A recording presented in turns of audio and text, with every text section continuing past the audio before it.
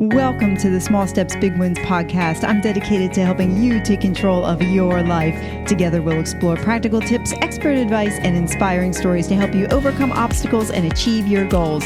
Making small changes is possible and can lead to big results.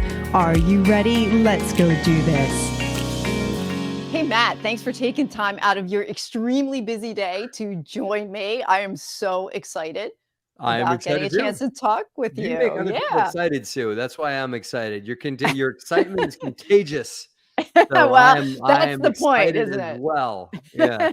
That's the point. Well, Yeah. it's kind of funny because I'm glad I got a chance to catch up with you again because I saw you last year at Invest HerCon, the very Mhm. first one that your wife and Andressa put on. And that was really exciting. And honestly, that conference was the very first conference I had gone to start learning about my real estate investing journey. And it's really strange because through a series of events at that conference brought my life to a completely different spot a year later. So Mhm. I am thankful you can take back to Liz. Thank you for I all the will hard tell her work you that said that. they did Yeah. to Yeah. put that on, just to know that it changed the trajectory of my life. One of them out of it was I met Sarah Weaver, and she's been on my podcast, and she's actually coming back on my podcast. She's So incredible. Yeah, she's a she personal is. She's friend. wonderful. Yeah. Yeah, she's just wonderful, and I've Mhm. gotten to know her over the past years. Very, very, very, very encouraging Mhm. lady. So I've been blessed to know her as well. So I checked out, like, you have a YouTube channel called The Landlord Chronicles,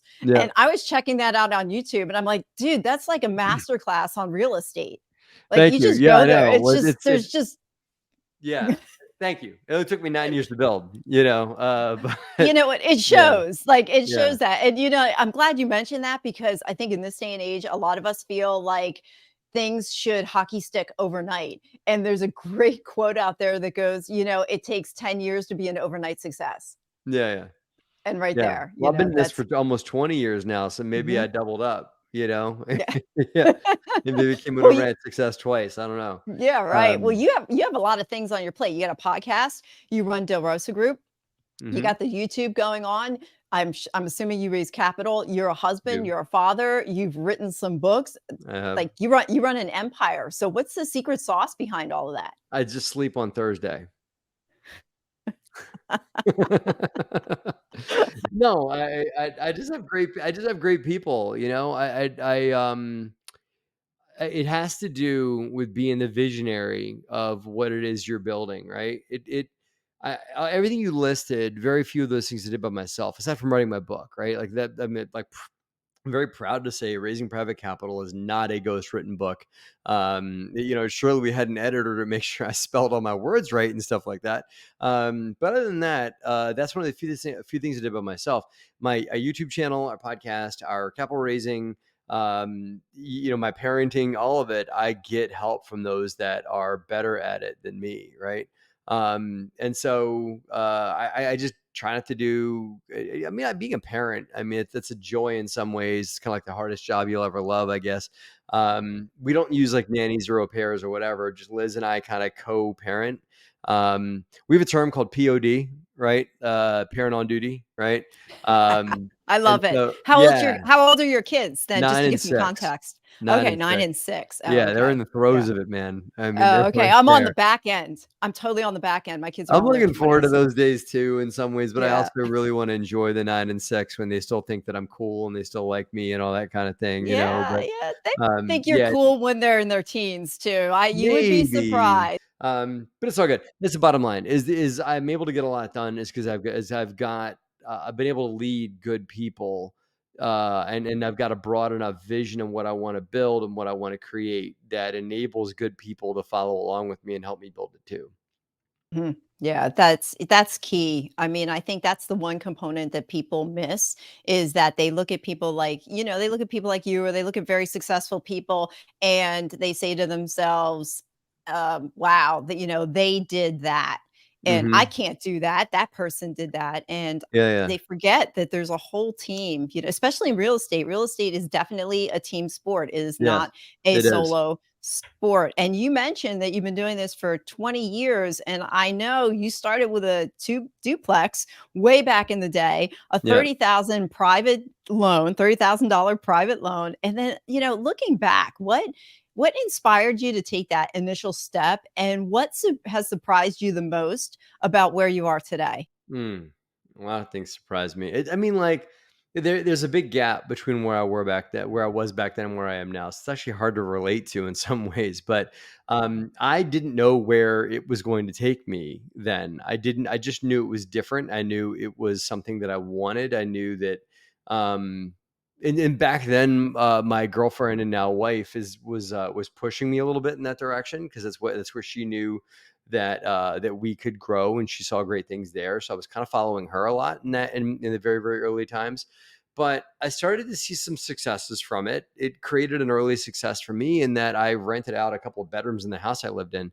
And it enabled me to get bad debt free in about 2 years. So that was probably the aha moment that I needed. Like, okay, this is great. And I thought it would all be that easy from that point forward. All I just got to do is just do that over and over and over again. Now, well, at some point you get over your skis, and at some point you end up biting off more than you can chew, and you got to figure that out. But for the most part, it's been a good journey, but I never saw where I was going today. I just knew that if I put one foot in front of the other and continue to solve problems and grow incrementally, I'd end up going to good places, which is what I'm doing now. I don't sit where I am now and say, okay, I got people I look up to. I have people that embody what I want to go, but I don't look at the unit count that I have or the bank account that I have or the business size that I have and say, okay, I want to be here in 3, 4, 5, 10 years, whatever.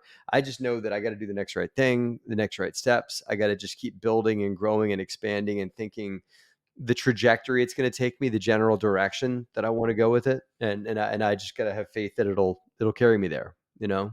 Yeah. Yeah, what advice would you give to somebody who's just starting out like that? And, you mentioned not knowing where it was going to go, but you just put one foot in front of the other. What Yeah. when you don't have that clear a vision, sometimes people don't move forward. What was it for you that said, "Okay, I'm gonna go forward. I don't know how this is gonna work out, but I'm gonna do it Yeah. anyway." What Yeah. advice would you give? Well, I mean, like you gotta see what's not there. You gotta have a little bit of that faith. Big wins. Small steps, big wins. I mean, honestly, the name of your podcast kind of like speaks to a lot of my what I focused on in my life as I built that. I needed to be patient, and that's what I would tell someone is that like you're not going to just get into real estate investing and go buy a 100-unit apartment building. It'd be really cool if you did, but it's not going to happen. Just let it go. It's not going to happen. You're better off building, yeah, and then if you use a baseball term, winning the baseball game by hitting singles and doubles instead of trying to hit a home run and striking out. So I put one foot in front of the other and did small steps, right? Single family homes, small duplexes, small triplexes, raise a little bit of money. And then every time I did a deal, would try and like stretch up to a little bit just to try and stay a little bit outside my comfort zone, but not so far out that I didn't know where I was, or not so far out that I was like literally just going up to the roulette wheel and hope that it hits my number. Trying to get lucky versus just trying to stretch and grow. So Right. that's So what I would while say. you so okay, that's great advice for anybody really, like those small steps. So as you were growing and you said that for each deal you did, you tried to stretch yourself just a little bit more. As you were growing, who did you surround yourself with that helped you in your journey? And do you have any memorable mentor stories? Um, I should have done this, but I didn't like align myself with a mentorship program, or I didn't align myself. I mean, I wished what I am building, or I wish that what Liz has built under the Invest Her program, or what I've built under DeRosa Insiders. I wish I was there when I first got started, but I didn't align myself with that type of a, paid for teaching or paid mentorship program that kind of give you the roadmap, right? And I kind of poo-pooed those things because like, oh man, I want to go paying somebody all that kind of money. But not for nothing. The person that's built it, if they really have built a successful business, all they're really doing is just for a fee telling you how to do what they did, right? And so I wish I'd done that. I consulted with a lot of people. I talked to a lot of people that just gave me small guidances and stuff like that. But there was not, unfortunately, Sue, I learned a lot of the lessons I learned through the school of hard knocks, through doing it myself, trying it, beating my head against the wall and saying, I'm not going to get my head through this brick wall. Let me try this, not brick wall over here. And oh, hey, that works. Let me keep doing that. Right. So there was not this like light bulb mentorship moment that somebody whispered a word of wisdom in my ear. And I said, oh, I get it. If I just, do what they said, I had to learn by doing it the wrong way, you know, and that probably took me longer than it should have, but I learned a lot, those lessons are now like pretty much tattooed on my arm, and it makes me a good teacher now because I've done everything you're not supposed to do. Yeah, you know something, Matt? I have interviewed a lot of people, not a ton compared to other podcasters, but I probably have interviewed maybe 50 or so people. Hmm. And the older people that I've met, that I've talked to, and by old, I mean they've been doing the same thing for Yeah. The 20 seasoned years or so. veteran. The Yeah. seasoned veteran, and not Yeah. necessarily old in age, just seasoned in experience. Yeah. Yeah. When they started out back then, basically their story is very similar to yours. We didn't have the internet back then. We didn't have this kind of mentorship. We didn't In my have these day. things. In my day, back in my Yeah. day, we Yeah. we walked to school uphill both ways, Right. Yeah, yeah. So Felt that way. Yeah. yeah, yeah, right. And but it's so common. And I think one of the really cool things though that's come out of that is for a lot of us, and myself included, because I'm in the education space, is that like you mentioned, we can accelerate the process for somebody else and then share with them our Yep. struggles and our losses so that they don't go ahead and duplicate that themselves. I mean, but Mhm. there definitely is value in failure. We try and convince ourselves that failure is a bad thing and we want to avoid it at all costs. I mean, you don't wanna, like, die trying, like, the whole thing, like, "Succeed or die trying." Well, geez, I don't wanna die trying. That sounds like that stinks, man, But, like, I don't I also, you don't wanna fail so much that you never get to enjoy the fruits, right? Like, if you feel like things are starting to, go in the right direction or whatever it is, then, yeah, man, you're certainly gonna fail, but as long as you kinda see the promised land way off in the distance and there's a lot of brambles and briar patches and whatever between you and the promised land, yeah, man, keep going. And yeah, it's going to stink for a little bit, but you're going to have some wins or whatever. But which we did, Liz and I did. And we had a lot of setbacks and unforeseen issues or whatever come up as we grew, and we still do, right? Um yeah. Oh, another, what was I listening to the other day? Geez, maybe it was the Ed Milet show or something like that, and he was talking about the concept of problems, right? Of solving a problem, or the concept of there being a problem. And I think that, like, something I would tell a newer investor or a newer anybody in entrepreneurship is you can't expect problems to go away as you grow. If you feel like you're moving in the right direction and on your purpose, that's good, but you're going to have problems. Honestly, as you grow and get bigger, your problems are going to get way bigger, you know? Um, like, if I told myself 18 years ago when I first got started, the problems I'm going to be facing today, I'd probably pass out. They'd have to be smacking me in the face to wake me up, Like, I'm gonna have to deal with what? You know? Like, people stealing that much money from me? I'm gonna have to deal with, these kinds of what, At the end of the day, you gotta just learn to deal with problems, and I think that, like, the more successful you are, the bigger problems you're going to have to tackle, and I think that probably is a gauge of success, is how big of a problems you are mitigating right now, because it kind of makes you a bigger person as you Yeah. go through them. Yeah, well, you mentioned about, yeah, you're right, and actually, I do remember that Ed Milet. I listened to the same one, and he Did you? said the more, yeah, I did, and I Yeah, remember him love saying it. that, I made Liz everybody's listen going, to it. Yeah. what's that? We were on vacation with our kids, and our kids were watching a movie on the pads because that's what you do when you got a 9 and 6-year-old. You're like, "Here you go. Here's the digital babysitter," right? So I made Liz listen to that at my Let show. She loved it so much she was taking notes during that Yes. one episode he did talking about problems. So anyway, I'm Yeah, sorry, he what were you gonna did, say? and that Yeah. was well, no, that was alright. I mean, like, I was just confirming, and he did. He talked about, like, if you think when you become a multimillionaire, your problems disappear, they don't. They just change into Oh, different problems, like, get nothing bigger. you're always gonna have the Yeah. yeah, they get bigger, the more you have. What is your framework for challenges then? So you just mentioned about somebody stealing from you. How do you like, some people would look at that and, like you mentioned before, crumble if you saw yourself 18 years ago. How do you look at that? What's your You know, framework for you need to dealing with that? learn. I'll tell you one thing I had to learn is that and be comfortable saying big numbers, right? Like back then, the concept was $750,000. It got stolen from Liz and I like 3 or 4 years ago, right? And we and our not just me and Liz, it was me and Liz and our investors, right? And so had I told myself that a while ago, just the concept of that would have been unfathomable. Like, how did I even come across that kind of money? How does even that kind of money like get into our space? And how would I ever pay that back? What do I do, right? Where I was comfortable saying the number. I still was very uncomfortable saying that it got stolen, right? But I will say that and this is like from, at my Let show, but also from just the way I've learned to live. I don't live too long in the problem. I immediately went to what is the solution? How do I mitigate this? What are my options? And so I could have I don't know if I would have gotten out of my bed had I only thought about the fact that $750,000 had got stolen from Liz and I. That's a lot of money to anybody. But if I think about, okay, what can I do? What are actions I can take?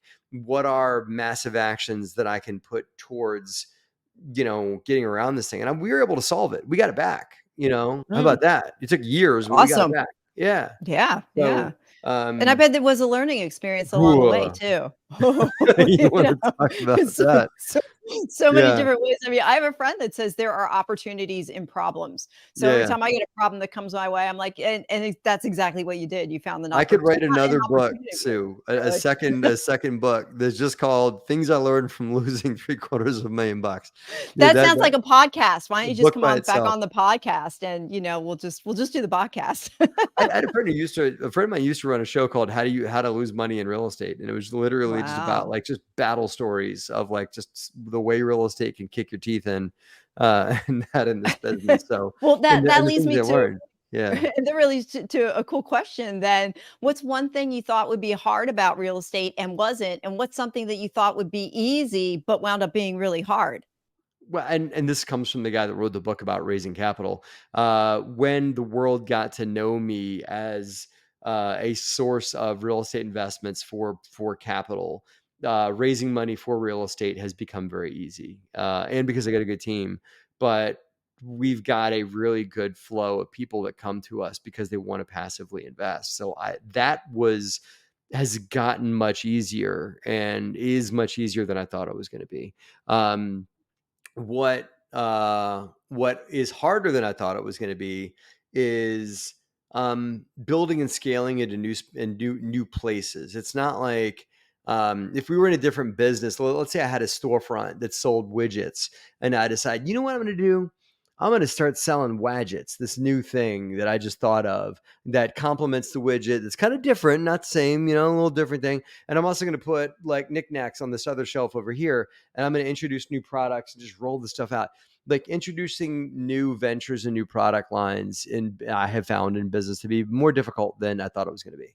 Like, well, can't you just go buy? I thought, let's just go build a house and sell it, or let's go and get into self storage, or let's go try fix and flips, whatever.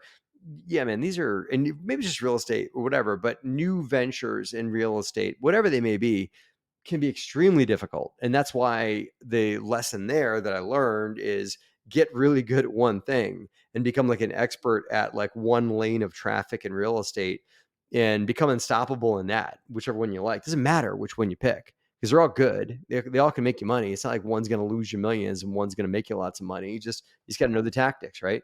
So the lesson there is focus about on the one thing and rarely add in, but we've gotten more sophisticated and grown as a company that it's necessary to try on new things. But that growth into new things has been, I thought it'd be super simple, but it's not. Okay. Yeah. Always fascinated on how people scale their real estate businesses. And, you started with, and you mentioned it before, you started with single family, then you went to small multifamily, then the multifamilies turned into bigger multifamilies. And now, you're just Yeah. slowly changing. Yes. Yeah. So it It changed is. over the years. So it's funny because I hear people talk about, I'm focused on the one thing, but it's really wasn't just one thing. You started, then you went to the Never. next thing, you went to the But next thing, and Sue, you went to the next thing. What's you the made common it thread? sound yeah, you made it sound super elegant like that, right? But that's not how it went down, right? The way that it went down was me and Liz were trying like, we didn't read the one thing. We like it's like we wrote a book called like the 9 things, right? And so we were doing the 9 things. We were trying to do some fix and flips. I've done like 4 dozen fix and flips in my career. And so we were doing that. We were also wholesaling some deals. We are also doing some small rentals. We also were trying to lease out an office building. We also, right? And I found that the continued success we had, the revenue that we got was by raising money from investors and co-joining them on ventures in long-term hold real estate, right? Everything else that I was doing was like a roulette wheel, honestly. It was like, well, am I going to lose money today, win money? I don't know. What are we going to do? No whammies, big money, right? And sometimes the fix and flip would make you a bunch of money. Sometimes the fix and flip would kick your teeth in, right? And so I found that that all those other businesses were gambles, and like and raising capital from investors and putting it into long-term real estate holding consistently made me money every month. I fed my family, since I mean, I've been able to feed my family since 2013. I quit my job in 2005. In 2013 was when Liz was able to quit her job and we stopped living on her income, and we had our first child as well. And she was able to be a stay-at-home mom until, she got the invest her itch, right? But that was what we were able to feed ourselves on. Everything else was kind of like hit or miss. And so that's when we went all in on the other things. We just started to dissolve them and push them off our space and say, okay, let's not do that. This stinks. Yeah, go ahead. Do you think you would have gotten to the raising capital as your one thing if you didn't at least try on some of that other stuff first? Like, would you have found raising capital right out of the gate, or did you kinda have to No. walk through it? Yeah. No, I had to try a bunch of other things, and I stumbled into raising capital. Like, raising capital happened because some guy that Liz went to college with she was reconnecting with him, like, on LinkedIn, Zoom call, "Hey, what are you up to?" Is what I'm up to. And she said talks about real estate investing, and he goes, "Real estate investing? That sounds interesting. I wish I could do that too. I just don't have the time." And she was like, "Just, like, wherewithal, a little like, you should talk to my husband." And so me and this guy talked, and he was like, well, what if I give you $50,000? And I'm like, you're right. What if you give me $50,000? And I'm like, that's a good question. Let's solve that together. What if you did that, right? And so we figured out that I should go out and find a couple of deals, and he would put 50K and do the next deals that I found, and it ended up working out really well. And so he goes and tells his friends about it. So I stumbled in. It just like happened to be one of those grace moments, call it grace of God or whatever. Just like, hey, here you go. Here's some sunshine on you. Let's see if this works. And it did. And before you know it, that's where our real exponential growth occurred. Everything else was kind of stagnant. So maybe it was also, what, Sue, something that really suited my personality, of like being a salesperson, being a relationship person, finding opportunities and negotiating them and assembling them and putting them in front of my investors and all that. So that worked well for me. Browbeating contractors into submission on fix and flips, or grinding it out on wholesale deals. None of that really spoke to me. But what really got me excited was a new opportunity that needed capital to get raised, and then to go assemble a marketing deck and go in front of those investors and get them just as excited about the deal as I was. Yeah, you're And excited talking about it now. yeah, So, and it's funny, we get I wouldn't say so much that you were doing shiny objects, but sometimes shiny objects get a bad rap. Like, oh, don't run after those shiny objects. But sometimes you have to go through those single family, multifamily fix and flips to realize, wait a minute, that's not what I want. Yeah. and then, as you said, out of all those things, you kind of stumble into something naturally and it just clicks when it happens. And I'm sure Mhm. Liz's story would be about the same with Investor as well. She I should have probably her. would tell you this. I think she would, and I said, "I know this is true because her husband I'm her husband, and I saw the whole thing unfold," right? That invest her thing was a hobby. It was just a her and Andressa decided, "Hey, it'd be kind of fun if we just" because we were doing some business with Andressa. She's our business partner. She was running a lot of our stuff in Philly at the time, right? And at the end of the day, her and Andressa just wanted an outlet and they wanted to serve women and they wanted to go talk to people they looked up to and admired in the real estate industry. So they started this hobby, you know? And look at it now. It's a monster. Like it's got 20, Fantastic. I 30,000. mean, that's Yeah. how I started. I started my learning by them, and I've met some fantastic ladies through that Oh, group. yeah, So yeah. I'm very, very It's thankful for insane, but what a they lot of it. built. I know it's Yeah. crazy how big it is, and it's not Yeah. just in the United States. It's actually worldwide. The last I International. heard, Yeah. it's international. I mean, International. like it's just incredible, absolutely Yeah. incredible. I bet if I asked her, she'd go. I never expected that to happen No, she either. didn't. She's humble. No, She would. yeah. I don't. Only the most egotistical entrepreneurs would look back at what they built and say, "You see, I told you." I mean, like I think that you've also got to see that like it's not luck. It's just that like if you do something that you enjoy and if you kind of just get into it with a little bit of faith and a little bit of like, let's see what happens, and stick to it. Eventually, you'll find the right equation that works, and it'll get successful. And every here and again, you get lucky. And if you do the right thing when that luck happens, then you'll be able to double up or quadruple up. And that. So that's what I think happened for me, and what I also think happened for Liz was just like a combination of hard work, perseverance, and kind of not quitting when it got tough. And then eventually, you kind of like you figure out like, okay, all these things didn't work. This is what's been working. So let's like 10x on that thing that's working, and you grow that way. You know? Yeah. Yeah, yeah. So that's really cool. And I agree, I like your point about most of the people that I probably just about everybody I've talked to didn't realize that what they built was going to be as big as it was. It's Mm, just that they just got into it. It clicked for them, and then they kept doing it. And then sometimes it just went in a different yeah. direction than what they thought. And I I think don't know at how many the would end of admit the to that. I don't know how many people would admit to that. Like, yeah, I yeah. think a lot of them looking back and say, "Yeah, that's exactly Yeah. what I intended to build Yeah, no, this no, whole no, I thing." know, no, I know. Yeah. Well, yeah, I'm Yeah. always fascinated at the stories because when you listen to where people begin and then you take it over a long time horizon, like, 10 years, 15 years, 20 years, they never wind up where they started. It's No. always somewhere else, and the journey along the way is just one of just one of pivoting and just embracing what's in front of you. Yeah. So, I just love it. So, I love Do it. what's Now in front it's of you to do. right. I So can think of a dozen stories where I was successful because I did what was in front of me to do. I got big wins by taking. I was gonna say I was gonna plug your show here. I got by big wins by taking small steps. Um, Liz and I wanted to move a long time ago, like 5 years ago. We used to live in a little town called Bordentown in South Jersey, which is a great town to live in. Do you really? I'm Where are from you? actually, right now, I'm in South Carolina, but I grew up in Pennsylvania. So, I'm Oh, cool. originally Levittown, Fairless Hills. My sister lives in New Hope, which I'm pretty sure you guys are still It's where I'm last I standing right checked. now, man. I'm Yeah, standing in you're New in York, Pennsylvania right now. my But we used sister lives in New Hope, and I yeah. spent most of my life in Westchester, PA. Okay. Are Yeah. you in Charleston, South Carolina? Where are you? No, no, I'm outside Greenville. I'm in the Okay. upstate. Yeah, we're looking Never to been come there. back to PA. I wanna come back. So, Okay. Let us know. I'm So putting it out we there. Yeah.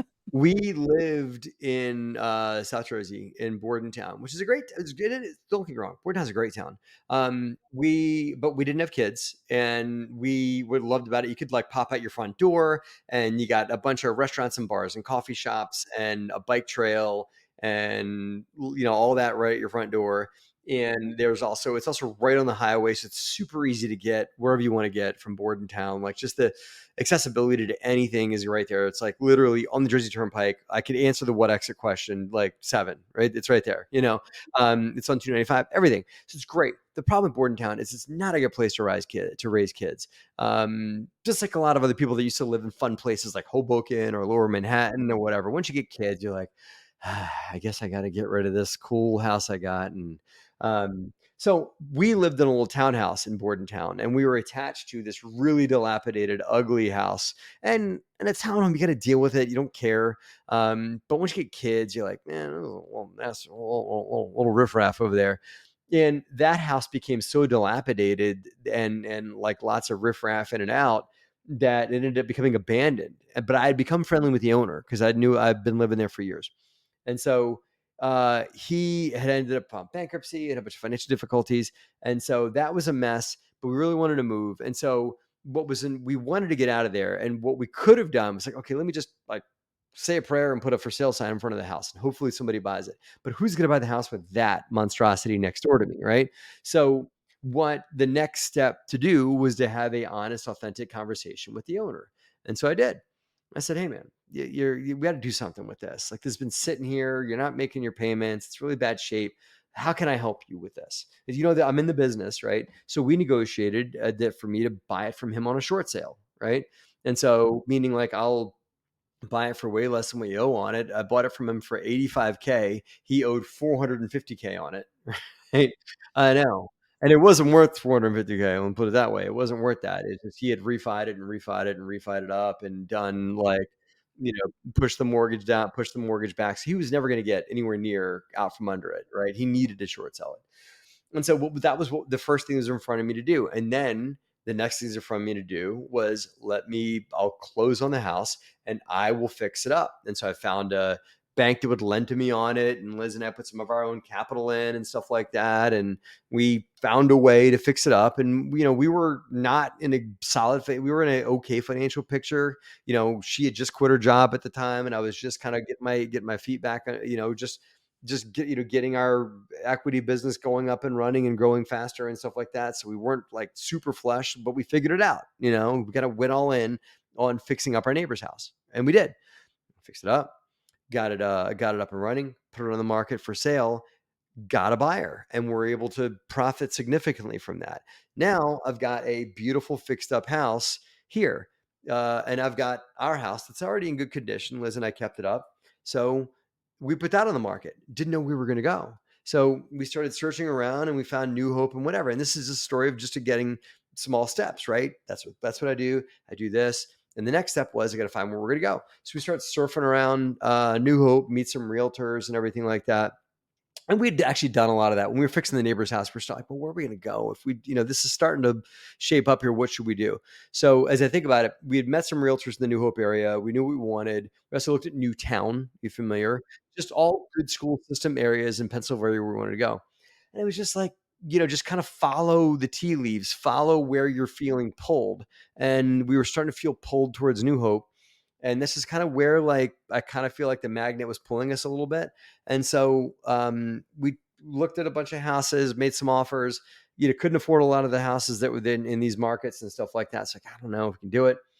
Then our realtor calls us, hey, this is right up your alley. There's a bank-owned foreclosure on a cul-de-sac in the neighborhood that you guys that's the top end neighborhood that you guys have been wanting to live in. You didn't think you could afford it, but this is a bank-owned foreclosure in that neighborhood, right? And this is while we were just wrapping up fixing the neighbor's house. We're about to put our house on the market. And we're like, let's do it. We made, of course, my awesome wife, God love her, makes the offer they were asking like 450K on the house. She turns in a low ball of like 380. I just because she's just my real estate investor wifey. Well, they shoot it nice, but they shoot it down. They're like, no. So they went under contract with somebody else, right? That buyer falls through, and the realtor that had us gets another phone call and says, hey, this is a bank on foreclosure, it's going to go quick. The bank's dropping the price a little bit. If you guys want it, I'm going to give it to your buyer first because they were the second bidder. So I gave Liz a lecture. I was like, listen, because she was in charge of this part of the project, she was and I didn't realize she'd made a low ball until we got declined. And I said, listen, this is not a real estate investment. This is a home. So let's just give them what they're asking, give them a nice clean. This is the house we want. So let's just do it. And so we did, and we got the house. And so but then we had to sell our house and everything like that. And so that's like just more even smaller steps in there, but long winding journey. We ended up getting out from under this arrangement with a bunch of, knuckleheads living next door to us in a townhouse in Bordentown with two kids that we didn't want to live in anymore. We wanted to move and get them in a better school system. And now we're in one of the best school systems in the region on a cul-de-sac in a house that we fixed up, and we used all of our, it's what we do. We fix stuff and we fix real estate. So it was like planted here for Matt and Liz to buy. It's the way we feel. Wow. Right. That's a great So story. yeah, but it Yeah. was only through small Small steps steps. Yeah. that we got And to this looking house. and looking for opportunity and seeing that the small steps sometimes are right in front of you, but sometimes you have to see them too. They're right in front of you, but you have Yeah. to be able to see it, and you have to sometimes walk in faith and Mhm. not question the small step Well, that's in you front heard of you. Like, I think it's Martin Luther King that said this, right? And maybe this is where you got some inspiration from your name there, but like, Martin Luther King, I think, said that you don't have to see the whole ladder, just take the first step, right? Or maybe it's not the ladder or the path or whatever it is, but you don't have to see all of it. All you got to do is just know what the next move you got to make is. And not to like make it too spiritual here, but a pastor I heard years ago said that God only gives you a lantern so you can see just a little bit of what's in front of you. If God gave you a flashlight so you could see miles ahead of you, you would be absolutely terrified. That's why God only gives you a lantern so you can see just a little bit, enough so that you can see just what your next thing to do is. Just do that. And then you do that thing, and you know what? The lantern moves along with you. Now you see what the next thing is. You do that step, and then you see the next thing, right? that's a And great picture. That's a great yeah, visual, really carrying that lantern one small step, take the step in front of you. And a yeah, lot of that is, and I've heard very similar, and you're walking by faith.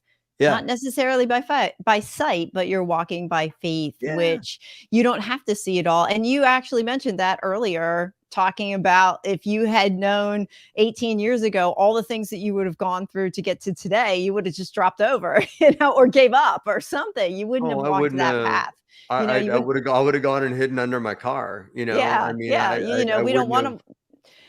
Yeah, I mean, like, I tell everybody, think back. Think back where you were 10 years ago. Go back 5 years ago. You don't even have to go that far, to Yeah, realize that, wait a minute, life isn't as static as we think it is. or even Life like a year ago. I does think about where I change. was 2 years Yeah. ago. I'm Oh, like yeah. Yeah. different place, and just if you keep taking those small steps on a day to day Absolutely. basis, they Yeah. continue to add up. Absolutely. Matt, I've got a fun question for you. So Ooh, you've been in real estate a long time.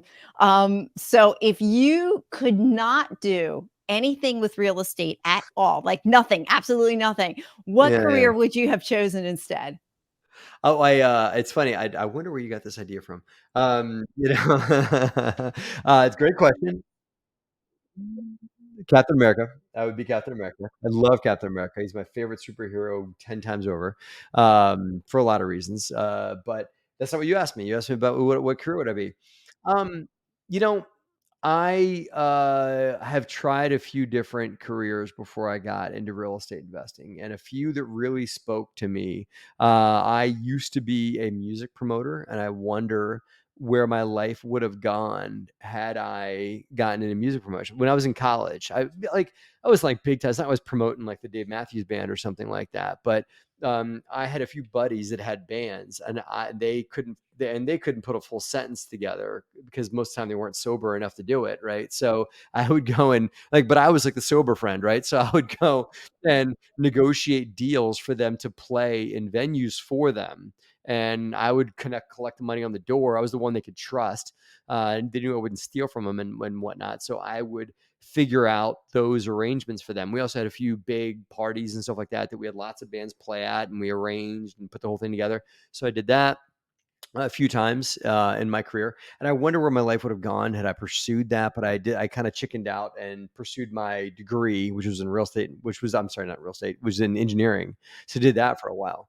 But I wonder where my life would have gone had I stuck with the music business, right?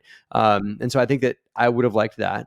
I also had a radio show when I was in college. And so I actually liked that so much that I tried to get a job, but didn't pursue it too hard at the local radio station. I moved to Greensboro when I was a traveling engineer once I graduated college. And I tried to get a night job at the local radio station in Greensboro, but it didn't go very far.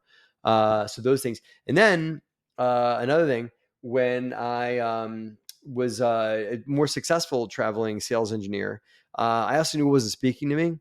I didn't like it, even though it was making me good money. And so I considered quitting to go back to school to become a teacher because I really enjoyed teaching, which I think is kind of what I do now in some ways. Like I like to teach and convey and stuff like that. But I really loved physics so much in high school, so much that I envisioned myself perhaps becoming a physics teacher one day. So, Wow. So all that from engineer to real estate investor. yeah, that's just because Yeah. Liz put, I know that's easy. That's just because Liz put Rich Dad Poor Dad in my hand. Ah, Um, you are that's not the easy. only one. That book has caused more people to quit their jobs than anything Yes. else out there. I know. Well, Matt, as we start to wrap up, because I want to be mindful of your time, I ask 3 questions of my guests. The first Oh one is, boy. what question or topic do you wish I would have asked about, and how would you have answered the question or expanded the topic? That's it, man. What a good question. Um, I think that like I just great questions could be things like what do you do with your spare time? Because I think nobody ever asked me like what are your hobbies? Like what do you do outside of What real are your estate? hobbies now? I can't imagine you having any because you're just I so do. busy. A dog. We hang out. I love my dog. We have a little golden Ah, doodle. She's Liz's third nice. child, really, but I love our Yeah. little dog. I have I 2 fur babies. Yes. There you go. I make my own wine. I'm very into fitness, and I think it's kind of a hobby too. It's like a habit, right? And so I try and work out or break a sweat once a day. Um, and other than that, and that's it. I've tried coaching my kids' soccer team. The problem with that is I'm really terrible at soccer. I don't really understand the sport, so it's one time I had to That's where coach. you defer to the experts. What's a book you'd recommend that Mm. everyone should read? And we already touched on Rich Dad, Poor Dad. I don't know if there's another one, and I'm sure there's another one there. No, no, no. I like lean a lot on my faith with regards to taking taking steps, the whole lantern analogy and stuff like that. And so does it regardless of what like denominational faith you are, I think a book that everyone should read it's a non-denominational book, but it makes you realize we're all kind of like reading off the same script and we all kind of want the same things out of life. Is a book called Conversations with God, written by Neil Donald Walsh. And whether you believe that he's really having a conversation with God or not doesn't matter. What matters is the words that he is speaking in there and everything like that. It's a phenomenal book to make you realize kind of why we're here and why we're doing what we're doing and everything like that. So I recommend everybody read that book. It should be necessary reading for life. Oh, awesome. And last question, from your story, what's one thing that my listeners can do today that'll help them change their tomorrow? What advice do you want to leave us with? Write down your 1, 3, and 5 year goals immediately. Just what you want life to look like in 1, 3, and 5 years from now. It'll just help you focus. I've done that, and then I put those goals in a drawer, and then 10 years later pulled them out, and I pretty much was exactly living the life I'd written down. And so I think that there's cosmic tumblers that go into place when you start writing down what you want. Call it subconscious, call it whatever you want, but just life starts to direct towards that love when you put things in writing. There's a certain cosmic pebble that gets dropped in the water when you write something down like that. So write down your 1, 3, and 5 year goals. I love the picture of the cosmic pebble. Yeah, I think that's awesome. the ripples go About out your and there goals, you go. Yeah. do you look at them often Yes, after I you do. write them down? Yeah, I that's what I well, thought. okay. That's what I've I have heard. a whole goal thing that I do, but yeah, I write down my goals and then I translate my annual goals into weekly actions that I want to take. And so I have a weekly planner that I plan out my week every week, and then then I go plan it each day. And I'm kind of a dork. I got my little day planner in front of me here. I do the same thing, down to the Yeah. hour. They're Yeah, I have little a system blocked. that I make up. Yeah, I have a system that I made up for myself and that. So, But it tends to work and it helps me stay focused because I'm not, if left to my own druthers, I wouldn't be as focused as I am with systems, you know? Right, right. Well, thanks for sharing all that. You're Matt, welcome. how can people reach out to you?